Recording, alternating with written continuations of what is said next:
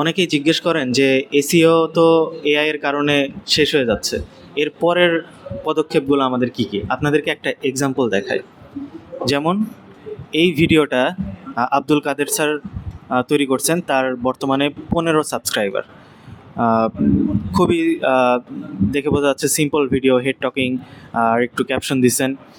এবং নিচে একটা কমেন্ট দেখেন, এখানে লেখা, ভাই চ্যাট জিপিটি আপনার ভিডিওটি সাজেস্ট করেছে, খুবই সুন্দর পরামর্শ, জাজাকাল্লাহ খায়ের। এর মানে কি বুঝলাম, যে চ্যানেলটা খুবই নতুন, 15 সাবস্ক্রাইবার, ভিউজ মাত্র 127, তারপরেও এআই এই ভিডিওটাকে সাজেস্ট করছে। কেন? কারণ হচ্ছে এর ভেতরের কন্টেন্ট ম্যাটেরিয়ালগুলা।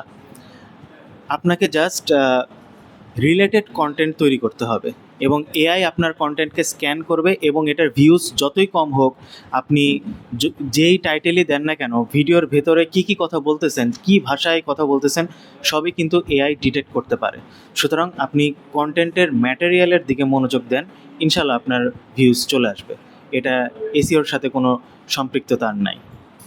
এর আগে আমরা দেখতাম যে মাস্ট ভিডিও ওয়াচ, এরকম টাইটেল দেওয়া লাগতো, নিউ ভিডিও 2025।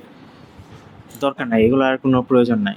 আপনি কন্টেন্ট ম্যাটেরিয়ালের দিকে উপর ফোকাস দেন, আপনার ভিউজ আসবে।